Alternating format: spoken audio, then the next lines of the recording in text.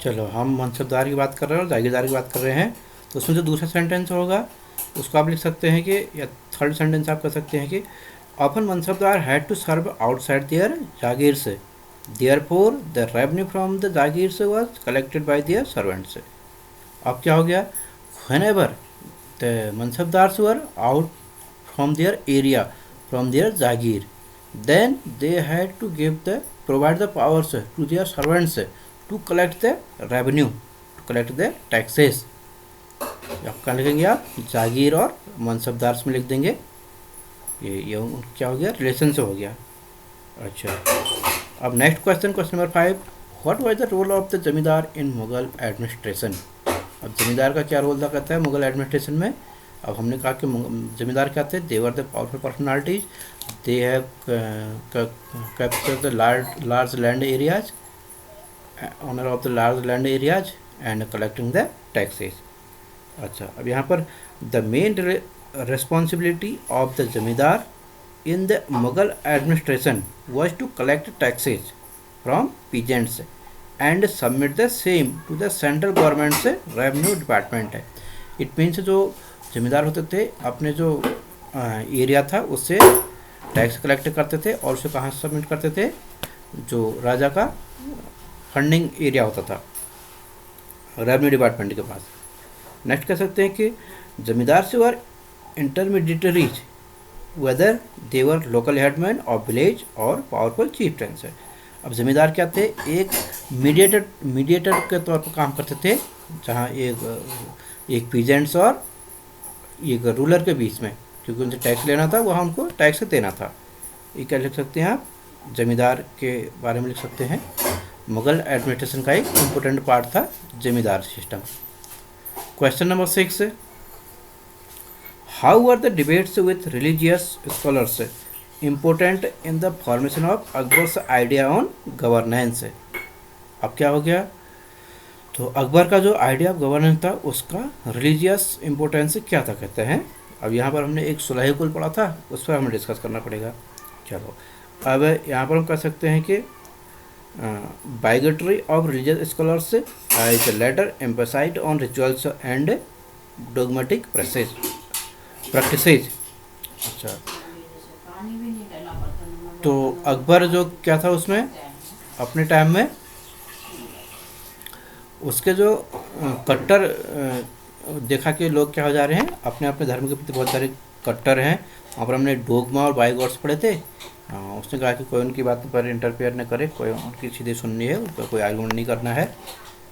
तो उसी आधार पर यहाँ पर क्या फिर उसने क्या चलाया था, यूनिवर्सल पीस चलाया था। तो यहाँ पर हम कह सकते हैं कि the debates with religious scholars made Akbar realise about the bigotry, BIGOTARY, bigotry, bigots जो हमने कहा वहाँ पर, ऑफ रिलीजियस स्कॉलर्स हैं, I the latter emphasized on rituals and dogmatic practices.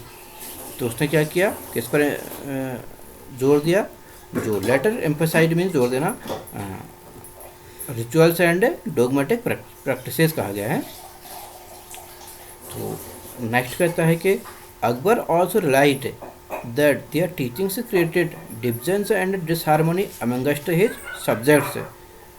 तो उसने क्या कहा, जो वो बाइगॉड्स एंड डोगमास थे उनसे कहा कि आप जो यहाँ पर लोगों को उपदेश दे रहे हैं, इससे क्या हो सकता है, सोसाइटी में डिवीजन हो सकता है, डिवाइड हो सकती है और लोगों में डिसहार्मनी फैल सकती है। नेक्स्ट आप कह सकते हैं कि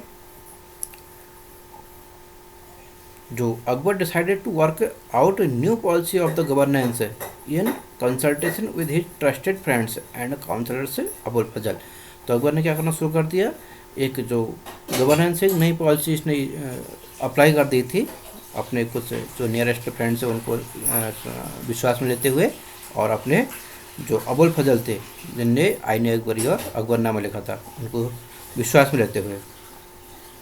नेक्स्ट आप कह सकते हैं कि as result he proposed the idea of sulh kul, universal peace for the religious tolerance. Okay, ये आप क्या करें, अकबर के रिलीजियस गवर्नेंस में लिख देंगे इतना। So question number 7, why did the Mughals emphasise their Timurid and not their Mongol descendants. अब कहता है कि जो मुगल थे अपने तिमुरिड होने पर क्यों अपने आप को प्राउड करते थे और मंगोल होने पर उन्हें प्राउड नहीं होता था, क्यों होता है कहते हैं। तो जैसे हमने कहा कि जो बाबर था वो अपने आप को क्या करता, तिमुरिड करने में अपने आप को थोड़ा प्राउड ही फील करता था। अच्छा, जब हम इस पर थोड़ा डिस्कस करते हैं। Mughals did not like to be called Mughal और Mongol because the Genghis Khan image as murderer of the common people या इनोसेंट पीपल। तो क्या था, अपने आप को वो मंगोल कहना पसंद नहीं करते थे। क्यों नहीं करते थे? जो जंजिस खान है, जंजिस खान था, वो क्या था, अब एक लगभग उसकी इमेज क्या थी, बहुत ख़राब इमेज थी, पॉपुलर इमेज नहीं थी, अच्छी इमेज नहीं थी लोगों के बीच में, सोसाइटी में। इसलिए क्या करते थे वो अपने आप को ये मंगोल करना पसंद नहीं करते थे। उसके बाद आप कह सकते हैं कि जो उज़्बेक्स थे, Uzbeks they were also Mongols was competitor of the Mughals. Uzbeks क्या, the Uzbeks were also competitor of the Mughals. Uzbek कौन थे? उज़्बेकिस्तान के थे, वो भी मंगोल ट्राइब थे उज़्बेक्स भी। हाँ, अब क्या हो गया, इसी कारण क्या थे, मंगोल से वो कहना पसंद नहीं करते थे। अच्छा, उसके बाद नेक्स्ट क्वेश्चन क्या है, question number 8। How important was the income from land revenue to stability of Mughal emperor. अच्छा, अब यहाँ पर क्या कहता है, the income from the land revenue was the linkage of the Mughal emperor's economic system.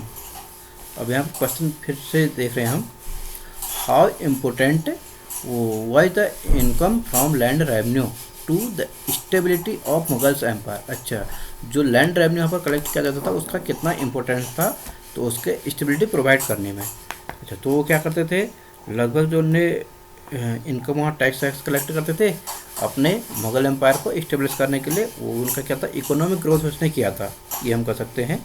उसके बाद कह सकते हैं कि वो the revenue system was the most important source of the income on that time, ये हम कह सकते हैं। अच्छा, और उसके बाद हम कह सकते हैं, थर्ड में कह सकते हैं कि it was the important for the proper calculation of the land revenue, ये भी कह सकते हैं कि अब ये क्या हो गया, उसका जो उस समय का जो पिछले 8-10 साल का हम क्या कर सकते हैं, एक रिकॉर्ड भी मेंटेन टाइप का किया था उनने इससे टैक्सेस का। नेक्स्ट क्वेश्चन नंबर 9 है, why was it important for the Mughals to recruit mansabdars from diverse background and not just Turanis and Iranis. Again, why was it important for the Mughals to recruit mansabdars from diverse backgrounds and not just the Turanis and Iran। अच्छा, तुरानीज और ईरानीज को मनसबदार क्यों नहीं बनाया करते थे, कहता है।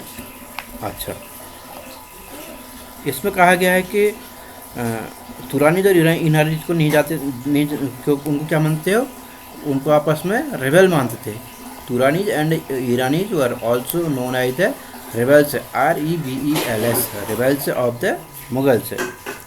अच्छा, नेक्स्ट कह सकते हैं कि Mughals also wanted to incorporate the subcontinent people of warrior classes to participate in the running of the mansabdari system. वो क्या चाहते थे कि सब लोग क्या आ जाए, हमारे मनसबदार बन जाएं, सब हमारे मनसबदारी सिस्टम में आ जाएं, उन सबको हम क्या करेंगे, साथ लेके चलेंगे, जो भी है उस सब कॉन्टिनेंट में रहने वाले हैं। अच्छा, और उसके बाद कहता है कि जो उससे वाला था, तो मुगलों ने क्या करना शुरू कर दिया, राजपूत, सिख, मराठा, से अफगान एंड इंडियन मुस्लिम से। अच्छा, तो इन्हें क्या कर दिया, लगभग इनको अपने मनसबदार बनाने पर तैयार जैसे हो गए थे। Next is like the question है number 10, like the Mughal empire India today is also made up of many social and cultural units, does this pose a challenge to national integration. तो आज क्या कर रहा है कि मुगल एम्पायर की तरह इंडिया क्या कर रहा है, आजकल सोशल और कल्चरल यूनिट्स में डिवाइडेड है, तो क्या ये हमारी इंटीग्रिटी को चैलेंज कर सकता है कि नेशनल इंटीग्रिटी को? आप क्या कहेंगे, इसको आप नेगेटिव नो लिखेंगे इसका आंसर। अब कैसे नहीं हो सकता है, अब आप देख रहे हैं कि हमारे क्या है, अभी जो हुआ